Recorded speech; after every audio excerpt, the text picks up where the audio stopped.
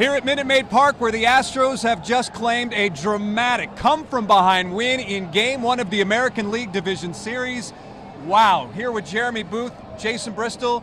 Jeremy, Yordan Alvarez, 3-run bomb in the ninth for an 8-7 win. Take us through that at bat and what ultimately was the pitch that Yordan Alvarez hammered. Yeah, so you're going to get Robbie Ray in that situation, left on left, to neutralize first Alvarez, and then if he gets that far, Bregman, right? And you start him off with a fastball, you're trying to get him uncomfortable, maybe set him up with the next pitch up, and instead of throwing the fastball up, it was 95 and thigh high and about 27 rows deep. It was not the pitch you want to throw in that situation if you're trying to go ahead and execute and win Game 1. I also found it very interesting from the Astros' perspective. I think what they did in that 8th inning will also go a long way, because in the 8th, the Mariners bring in Munoz, their closer. They touch him for 2 runs, including the big homer by Alex Bregman. Listen, you scored 2 runs off the closer, who was brought in early to face the meat of the order.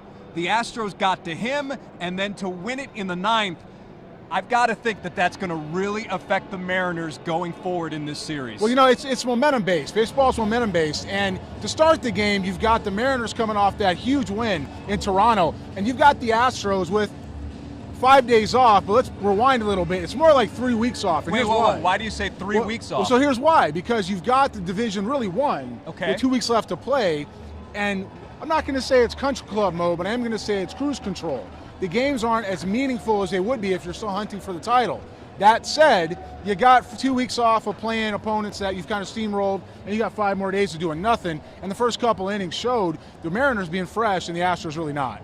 As you can see behind us, they are prepping the field, getting it ready for, well, a day off in this series. Really bizarre from a scheduling standpoint that you're going Game 1, day off, and then Game 2, but that's where we're at right now. And earlier in the game, Jeremy, I thought that day off was going to help the Astros because Justin Verlander did not have it. And the Astros had to use Justin Verlander as much as they could to then get to some arms in the bullpen, and I thought, wow, that day off is going to come in handy because then they get a day of rest for those arms in the bullpen. But let's circle back to Justin Verlander. This is now the 4th straight postseason start that Justin Verlander has allowed at least 1 run in a first inning.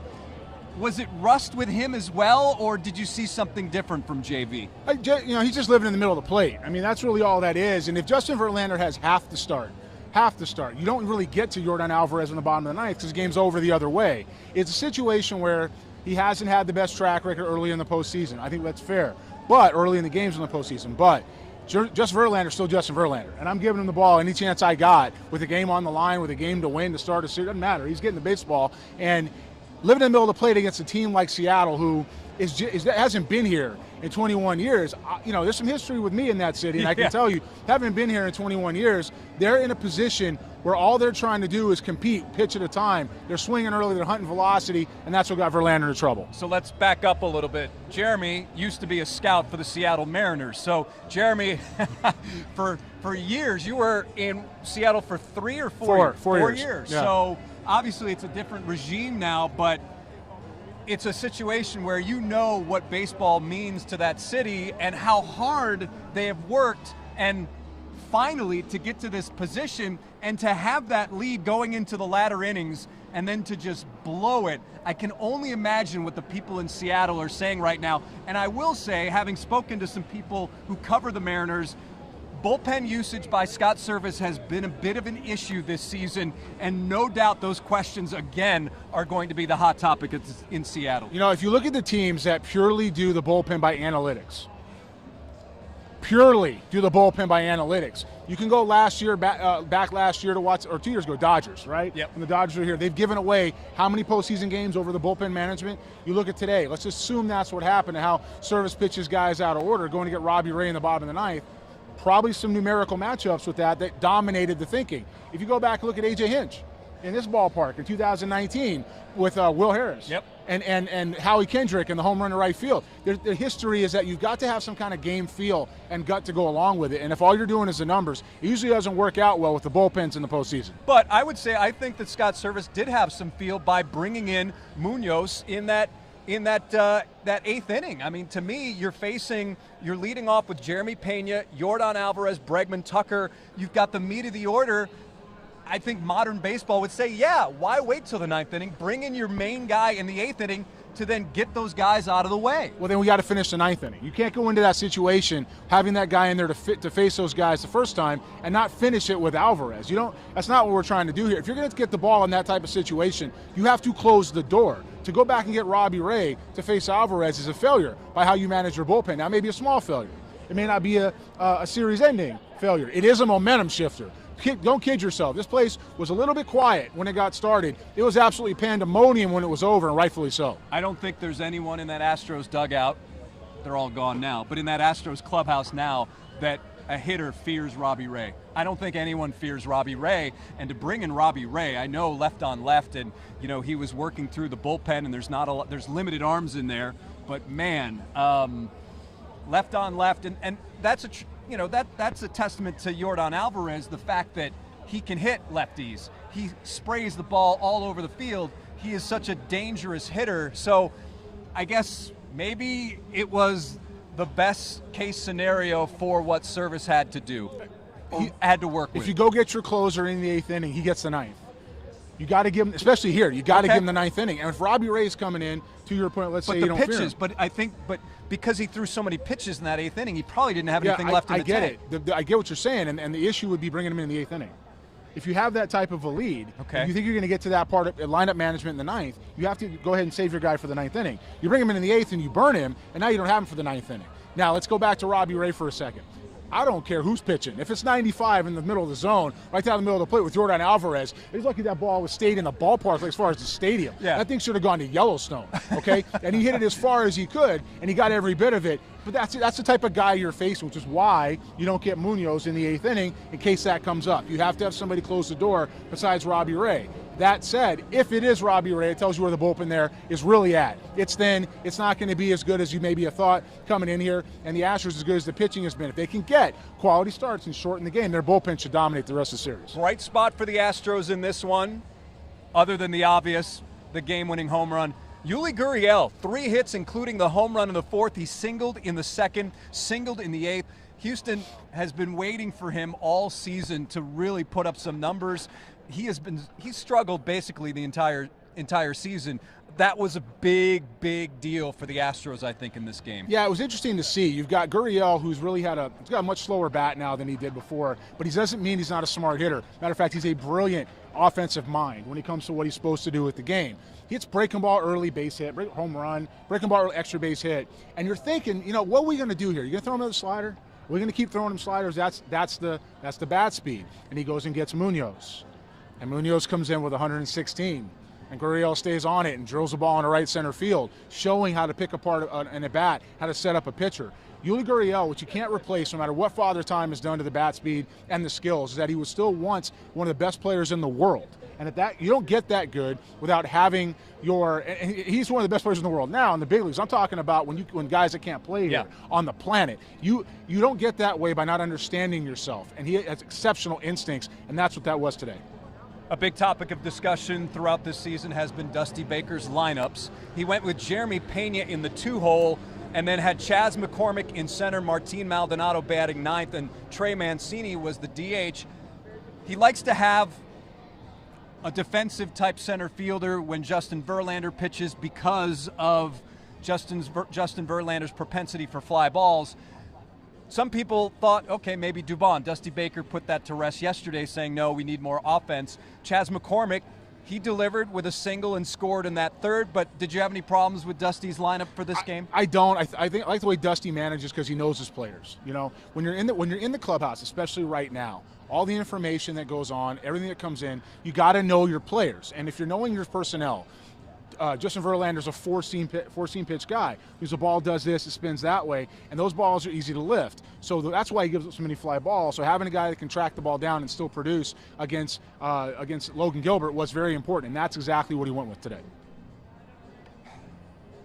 The momentum shift. Was this a series ender? I know it's only game one, but I did the research yesterday. Teams that win game one of a division series, best of 5, they go on to win that series 71% of the time. The way this game was won, was this potentially a series ender because of the momentum, but just the reaction of these Astros fans and the way they lost this game? You want me to answer that honestly or answer it with a political answer? Do I do politics well? No, I don't do. Okay, here's what we got. You have a series changer. Now, whether or not it's a nail in the coffin, I have some gut feel on that. Okay. But there's still 4 games to play with one team that's a veteran approach, and the other one has no idea where they are just yet. Okay, and that's a scary combination. Now, very steady. They showed up as advertised, right, which is why you want to play these guys. But at the end of the day, it's not quite over. But man, I got to tell you, it took all the air out of Toronto, and what the Mariners did there, that feels like forever ago. Yeah. Right now, it's about Houston and Yordan Alvarez in the what? Let me just count. 1, 2, 3, 4. Like, go ahead and show. It's like the 5th row up there. Go ahead and show that. That's ridiculous how far he hit that ball. That's what it's about right now, and about this team going into Thursday with an opportunity to make it 2 games to none. I also want to stay on Yordan Alvarez for a minute because someone just tweeted me 12 minutes ago, TM, and he said, I think of this video every time Yordan Alvarez does something special, especially Jason's amazed reaction. This was when Yordan Alvarez was in the minor leagues tearing it up. And on our podcast, Extra Bases, I asked you, what have you heard about Yordan Alvarez? And the reaction, and Jeremy, you were almost incredulous about it, that you couldn't believe you were about to say this. You said, I'm not saying he's David Ortiz or Ryan Howard, but he might be. I'm not saying he's, and I was like, whoa, what? And you got that from some serious evaluators, not people that just throw comps on whomever just to make it sound good. Like, that really is the definitive scouting report on Yordan Alvarez out there from when Yordan was in AAA tearing it up. And look at him now, 3 years later. Again, this was 2018? No, it was 19. 2019? May 16th of 2019 right there. See, so right there. I'm going to actually throw a text to the guy that gave me that as soon as we get out of here. I mean, it was really cool to see another writer use that like a couple weeks later. Yes, right? That was awesome. I remember that. A very famous writer, too, like baseball Hall of Fame type writer. It was great. It's like I got that directly. Anyway, bottom line is Yordan Alvarez is one of the best hitters in the game. At the time, to be able to predict that is one of the better scouting feats that I've been around, right? Yep. And he's proven night in and night out for years now that he's one of the best hitters in baseball. My comparison's always been Carlos Delgado. That's who I thought he was going to be.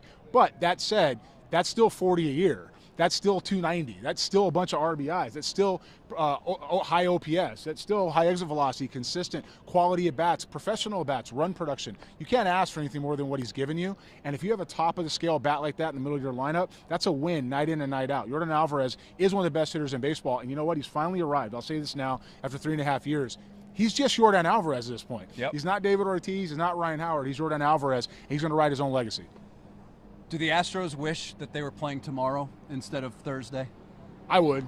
I don't want the day off after that. I just had 5 days to sit, and I had 2 weeks before that of meaningless games, if you will. You know, a home field advantage, sure, but meaningless games. I want to play right now. I want to go take 35 minutes, 40 minutes, get a cup of soup and an apple, and get right back on the field. Like, I don't want to miss anything because I want to keep that momentum going with what we just had. Was there a key at bat in this game, or was this something that just kept building and building and building? It was something that just kept building and building and building overall. I actually think Gurriel's line drive to right field off Munoz changed the tone of the inning. I think that was really something that you looked at that and you went, okay, or I looked at that and I went, wait a minute, that's a ball he's not supposed to hit hard. And even though it was after the big home run? Yeah, because you're continuing the inning. You're talking about after Bregman's home run? Yeah. Yeah, because you're continuing the inning, you're moving the line. And if you're able to move the line with a ball you're not supposed to hit, Gurriel has slider bat speed. We just said that. He's not supposed to hit a fastball like that. If you're able to do that, you're able to drive the baseball the other way, to move the line back into position, to get that back around to Alvarez. Munoz has it in his head. The Mariners have it in their head. And next thing you know, you get 95 thigh high in whatever row. That's how that works with professional hitters. And this lineup in particular has the ability to blow the game open at any point. Expectations for Framber Valdez in Game 2 before we go? I mean, Framber's always going to be Framber for me. Like, he's going to throw breaking balls, and he'll elevate the fastball and move the ball around the zone. The biggest test for Framber on Thursday is going to be matching Castillo. Because even though he's got a 1-0 lead, Luis Castillo, so the one time in the series, he's going to get the ball to be able to make a difference. You're going to have to be able to match him, getting ahead of the count, keep these guys off balance. The Mariners have a day to recover. They have a day to recover mentally. But Fromber is Fromber, and this lineup now has the fire back in them to go ahead and have better at-bats early, not late. Early. If they have better at-bats all the way through the game, it's going to be 2-0 before you know it. And this is why the Seattle Mariners acquired Luis Castillo, to be a stopper, to be a number one guy, to be an ace who can halt a losing streak and start a winning streak. We shall see, with Game 2 of the American League Division Series coming to Minute Maid on Thursday. Once again, the final for Minute Maid, Astros 8, Mariners 7. This series now 1-0 in favor of the Houston Astros as they hope to make another deep run into October. For Jeremy, I'm Jason. That'll do it for us here on KHOU.com. Thanks for watching, everybody.